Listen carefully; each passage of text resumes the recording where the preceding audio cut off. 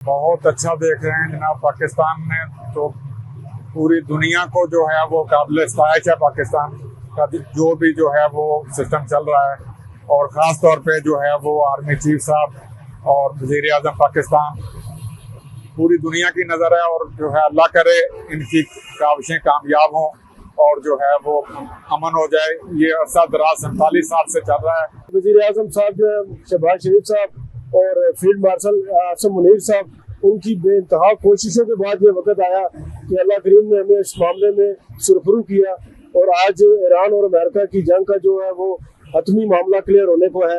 اور اللہ کے فضل سے یہ بہت اچھی بات ہے. پاکستانی ہونے کے ناطے اس کنٹری ریجن کے حساب سے اگر دیکھا جائے تو یہ ہمارے لیے بہت مثبت پیش رفت ہے، اور ہمیں چاہیے کہ ہم اس کو اپریشیٹ کریں، اور اپنے جو ارباب اختیار ہیں اور جن کی خاص کوششیں ہیں ان کے لیے ہماری سلیوٹ ہے. سب سے پہلے میں یہ کہوں گا کہ پاکستان جو امریکہ اور ایران کے بارے میں ثالثی کا کردار جو ادا کر رہے ہیں وہ ہمارے لیے باعث بہت فخر ہے.